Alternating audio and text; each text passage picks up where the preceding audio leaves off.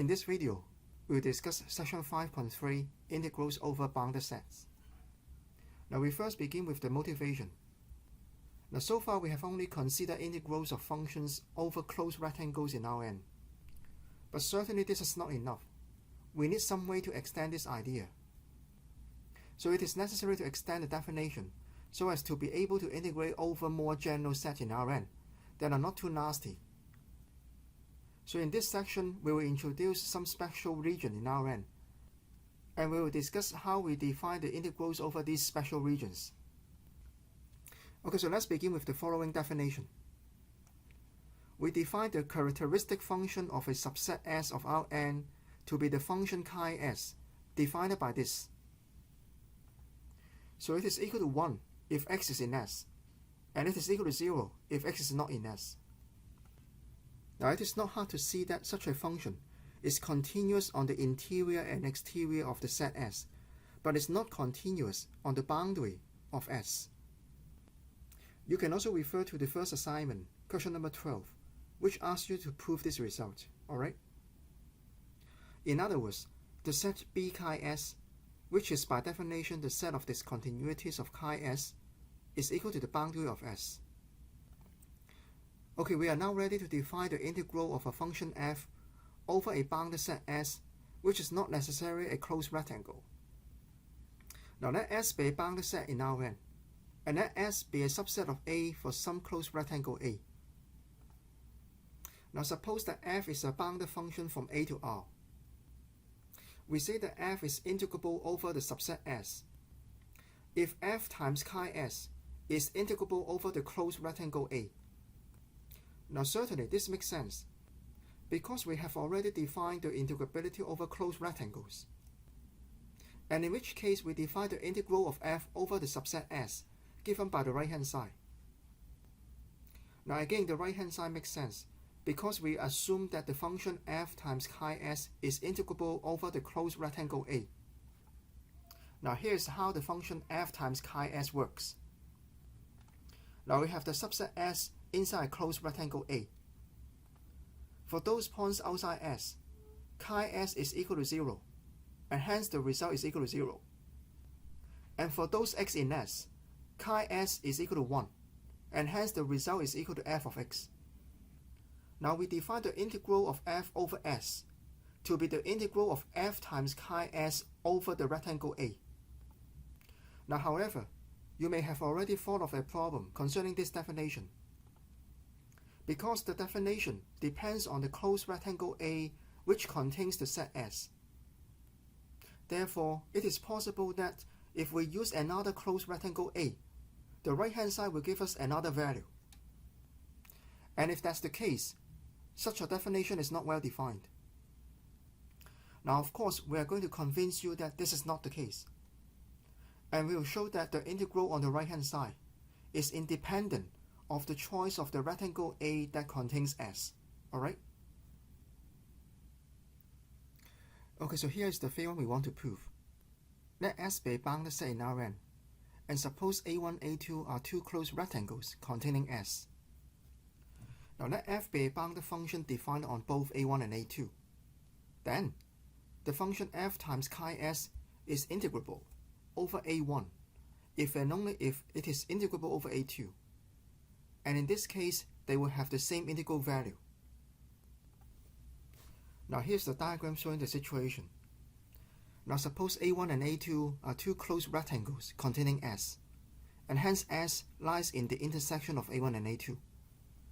Now in this case, we observe that all points of discontinuities of the function f times chi S will lie in the intersection.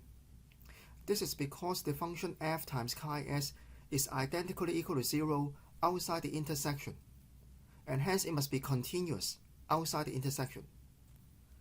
And as a result, the three integrals, they will either all exist or all fail to exist, depending on whether the set of discontinuities of f times chi S will have measure 0 or not.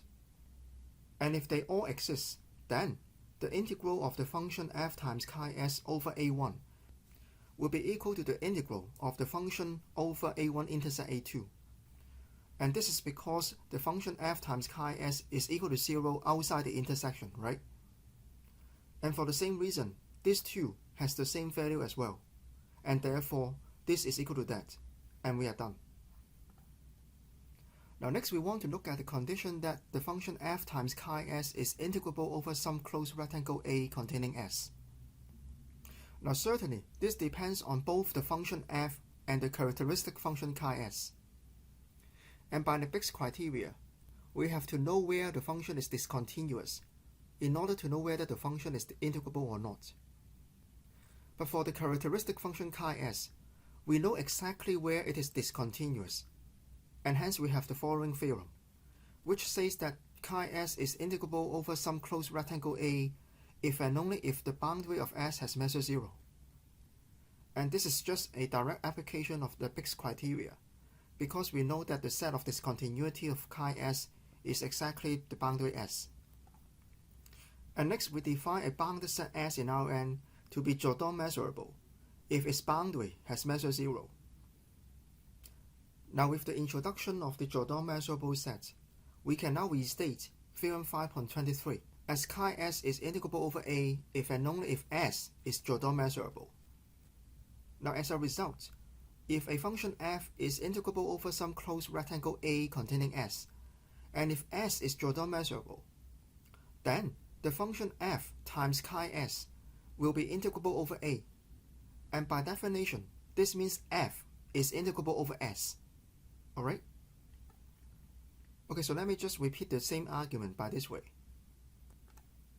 Now if f is integrable over A, where A is some closed rectangle containing S, and S is Jordan measurable, then both f and chi s will be integrable over A, and hence their product is also integrable over A, and then by definition, f is integrable over S. Now one property concerning Jordan measurable set is that the boundary must be compact, because it is both closed and bounded. Now one obvious example of Jordan measurable set is given by closed rectangles in Rn, because they are bounded sets whose boundaries have measure 0. And this means Jordan measurable sets extend the idea of closed rectangles in Rn. And in the next remark, we can even define the volume of Jordan measurable set. Now let S be a Jordan measurable set, and we consider the constant function f equal to 1, which is clearly integrable over any closed rectangle A containing S. And hence by remark A, the constant function 1 must be integrable over S. And therefore this integral makes sense. And we define the volume of the Jordan measurable set S to be this integral, which is also the same as the integral of chi s over any rectangle A containing S. Now because of this, it makes sense to talk about the volume of some sets in Rn which are more general than closed rectangles.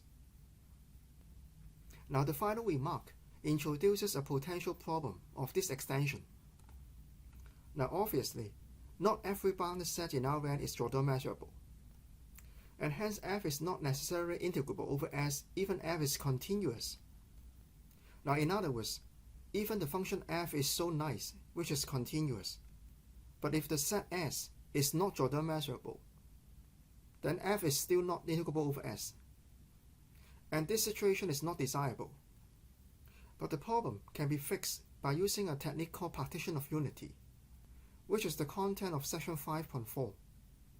Now however, I'm going to skip the next section 5.4, which means the next section will not be covered in the final exam.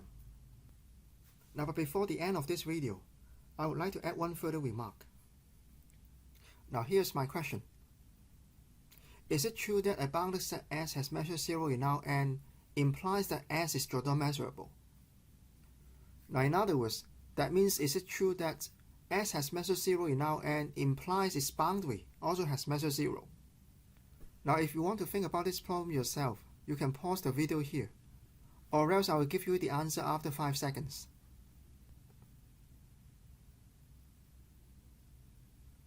Okay, so here is the answer. Now okay, so the answer is no. Consider the set S, which is given by the set of rational numbers inside a closed interval from 0 to 1. which is a bounded set in R. Now S has measure 0 in R because it is just a countable union of points in R. Now however, its boundary becomes the entire closed interval 0 to 1, and certainly it does not have measure 0 in R. Thus we have found an example of a set which has measure 0, but its boundary does not have measure 0. In other words, it is possible to have a measure 0 set which is not Jordan measurable. Alright?